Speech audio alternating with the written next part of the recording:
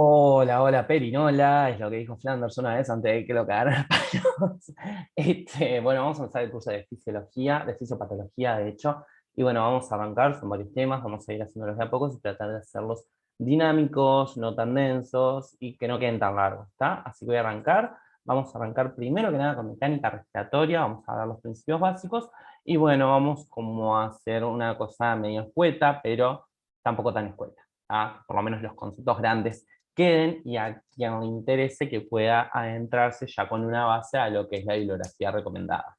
¿Ah? Entonces, cuando vamos a hablar de la mecánica ventilatoria, básicamente nos referimos a la ventilación como el intercambio gaseoso que hay a nivel alveolar, ¿ah? Alvéolo capilar, si se quiere, y la mecánica como la rama de la física que estudia los movimientos. Entonces vamos a ver qué fuerzas o energías tienen que ver o están relacionadas con estos movimientos o que permiten estos movimientos de intercambio de gases alveolo-capilares. Los tres parámetros que nosotros manejamos en lo que es la ventilación son el flujo, la presión y el volumen. Acá tenemos las dos ecuaciones. La primera es la versión simplificada y luego tenemos que es para la diferencia de presiones, y luego tenemos, si no, la otra más extendida, en donde nos dice que la variación de presión es igual a la variación de volumen por la elasticidad, que va a ser la rigidez, va a determinar la rigidez de ese pulmón, que va a ser lo que nos va a generar más la dificultad de esa elasticidad, rigidez pequeña, que nos va a generar dificultad en la entrada de aire, o sea, nos va a generar un aumento de la presión, más la variación del flujo por la resistencia, ¿tá? Entonces acá tenemos el flujo, las presiones y los volúmenes que van pasando. Bueno, básicamente esto ya lo había mencionado un poquito. Em, la presión y el flujo y el volumen son los parámetros que usamos. Y bueno, tenemos que la vía aérea empieza en la boca, termina en los pulmones, se va vía aérea, rinofaringe o vía aérea, o sea, superior e inferior, o la vía aérea alta y la vía aérea baja, para ser más correctos, y tenemos que, nosotros podemos medir estos parámetros de diferentes formas, ¿tá? La presión se puede medir también y se mide con balones y demás, un poco más complejo. Básicamente, nada, eso.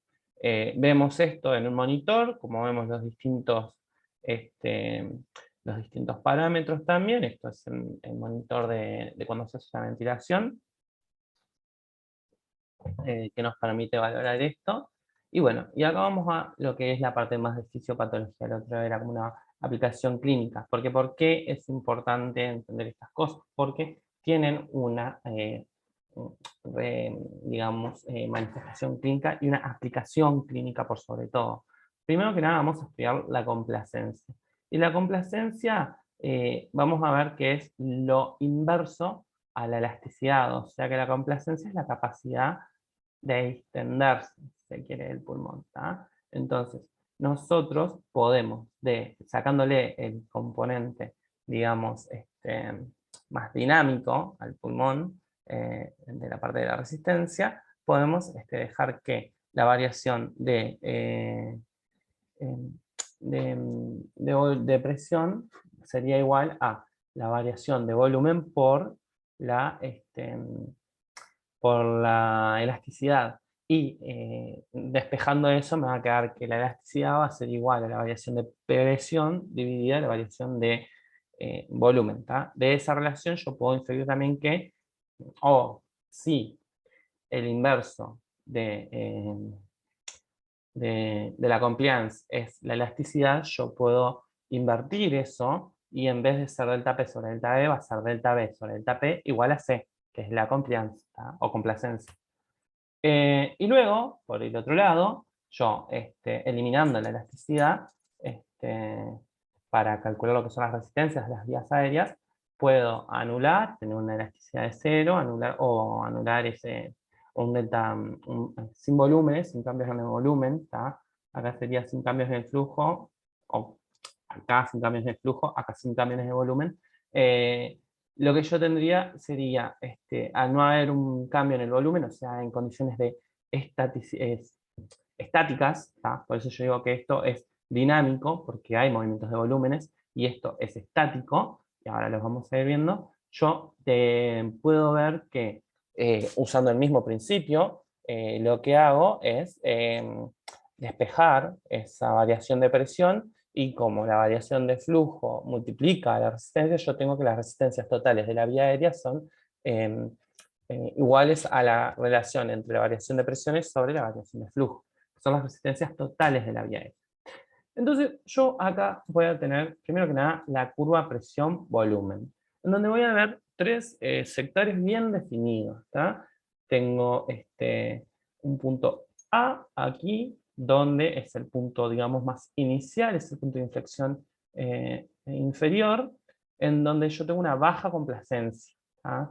Necesito, o sea, tengo bajos volúmenes, ¿tá? Porque acá estoy, primero que nada, tenemos siempre que ver qué estamos graficando volumen en función de la presión, la variable independiente acá es la presión, y el volumen va a ser modificado en función a cuánta presión yo administro, y veo que hay que a aumentos de volumen no tengo cambios en la presión, ¿tá? Entonces necesito aumentos más significativos de la presión para generar cambios de volumen. Hay una baja complacencia, un bajo volumen, el sistema está colapsado, y para mantener los volúmenes necesito mayores presiones. Luego tenemos todo este segmento B que se comporta como una recta, en donde tenemos una mayor complacencia y se gasta menos energía para mantener los volúmenes. Lo ideal es que la ventilación se dé en todo este sector B.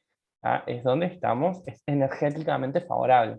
Y luego llegamos a como una meseta, que es este segundo punto de inflexión, el punto de inflexión superior, que es la sobredistensión. Tenemos que estamos al volumen máximo y la complacencia también es baja, porque aumentos de presiones no me van a generar cambios significativos en el volumen. ¿Ah? Ese pulmón está a la mayor capacidad que puede. ¿Ah? Entonces tenemos que, en cuanto a esta curva presión-volumen, tenemos que es el punto de reposo del pulmón, que está acá, del tejido pulmonar, tiende a colapsarse, tiende al colapso, mientras que el punto de reposo de la caja torácica tiende a la expansión, que es esta gráfica acá. Entonces, esta gráfica volumen en presión que vimos acá del sistema respiratorio, que es esta, es la conjunción, es la unión de lo que es la curva volumen-presión del tejido pulmonar y la caja torácica. Esto también explica de por qué cuando hay un neumotórax o hay algo que ocupa o separa, digamos, la pared de la caja torácica, lo que es parietal, de lo que es parénquima pulmonar, genera que el parénquima pulmonar se colapse, se retraiga, va hacia su punto de reposo, donde menores presiones generan mayores aumentos de forma rápida y luego estático, a diferencia de la caja torácica que tiende a expandirse, y eso es lo que genera la asimetría que vemos en, por ejemplo, este caso, que es un neumotórax. ¿Está?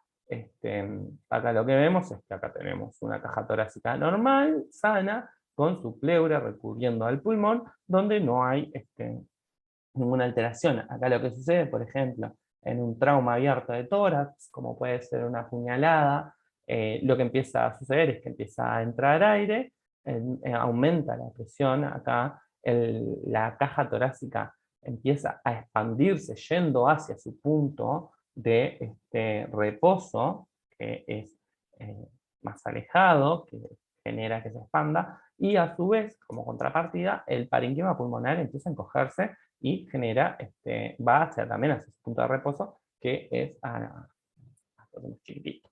Y eso genera la asimetría que se ve clínicamente, además de los ruidos, el murmullo alveolo vesicular abolido, disminuido, en general abolido, y al estar lleno de aire, ese espacio entre lo que es el parénquima pulmonar y la caja torácica, es que a la percusión, nosotros percutiendo siempre en los espacios intercostales, vamos a sentir un timbre timpánico. ¿Por qué? Porque no está ocupado por el parénquima pulmonar. ¿Ah? Entonces nosotros tenemos que, en cuanto a esta curva presión-volumen, tenemos que el trabajo respiratorio es el producto de la presión sobre el volumen. Y acá vamos a tener el trabajo respiratorio en la, ya lo vimos, ya lo vimos, estoy viendo lo mismo, era esto lo que quería. Claro, me quedé como en pause. Lo ideal sería trabajar sobre B, esto ya lo había comentado. ¿Ah? Era esto lo que quería. Que este es un registro, como este de acá, pero acá vemos la diferencia que hay entre la inspiración, que está en gris, que es esta que está acá, es la curva que está más hacia la derecha en la gráfica, sobre la expiración, que es la curva que está hacia la izquierda, está en negro. ¿Ah? Entonces, los volúmenes tiene, bueno, básicamente son los mismos, pero son mayores volúmenes a menores presiones. ¿Ah? Entonces, lo que sucede acá es el fenómeno de histeresis, que es la tendencia de un material a conservar sus propiedades en ausencia de un estímulo que la ha generado. La curva aspiratoria está energéticamente favorecida. ¿Ah? Y el estímulo que favorece es eh, la relación que hay entre la caja torácica con el parénquima pulmonar atrás de la pleura. Luego de esto viene la importancia del surfactante alveolar. Parece como que si lo sacamos de la galera, pero sí, un poco si lo sacamos de la galera.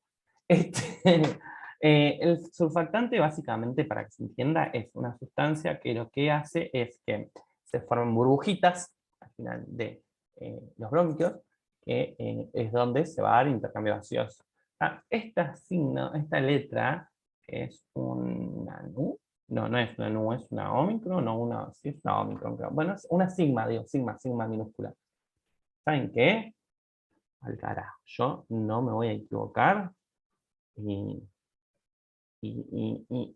creo que es una sigma minúscula, sí, comieron del tupper. Es una sigma minúscula. Esa sigma significa tensión superficial. Y la tensión superficial es la tensión de la interfase del sistema alveolar, que depende del radio de los alvéolos, como vemos acá. Vemos que los alvéolos más pequeños tienen mayor tensión y generan un mayor colapso, lo que termina un mayor trabajo respiratorio, y esto es porque vamos a ver después en las causas de insuficiencia respiratoria, tenemos menos digamos, superficie de intercambio alveolo capilar, si se quiere, bueno, no importa. ¿Tá? Vemos que la ecuación es la presión por la resistencia dividido el 2 por H, siendo H en el radio, y vamos a ver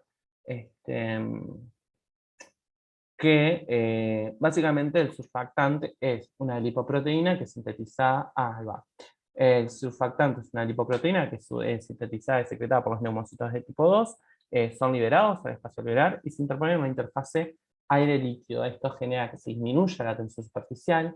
Por ejemplo, el agua tiene una tensión superficial, que esto se debe a que las fuerzas intermoleculares que se dan entre las moléculas de agua cuando no están en la superficie van en todas direcciones, pero cuando llegan a la superficie, lo que hacen es como direccionarse hacia arriba.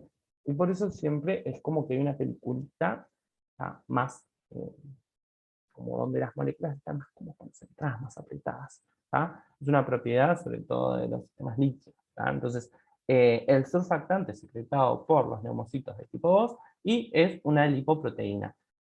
Lo que hace es disminuir la tensión superficial, por lo tanto disminuye el trabajo de la expiración, evita que ese pulmón esté rígido, que haya una disminución de la compliance, y a su vez evita también en la expiración que ese pulmón se colapse, que ese alvéolo se colapse.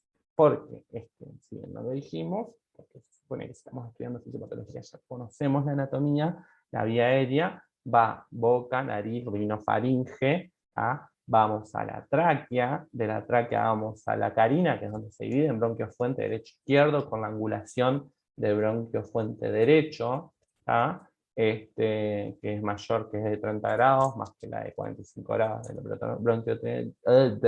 bronquio fuente izquierdo, y luego se van dividiendo dicotómicamente hasta hacerse más pequeños esos bronquios fuentes, se van dividiendo en bronquios, bronquiolos, hasta llegar a sus terminaciones, que son esféricas, y son estos alvéolos, los cuales quedan distendidos, quedan abiertos debido al surfactante. Si no, se colapsan, y eso no es bueno. Entonces, tenemos que la ausencia del surfactante genera distrés respiratorio severo. ¿Por qué? Porque se colapsa el mismo. No hay intercambio de bases, disminuye la confianza del pulmón, se genera un pulmón muy, muy duro. No quise poner muy duro, pero se ve que estaba, nada, distraído, me distraje, perdón, es que hasta hace poco era rubia, como legalmente rubia. Por aumento de la tensión de la interfase aire-líquido, ¿tá? Entonces ese pulmón se vuelve más rígido porque aumenta la interfase aire-líquido, ¿tá? Que es disminuida gracias a esa lipoproteína llamada surfactante. Y hasta ahí tenemos la parte uno de la mecánica respiratoria.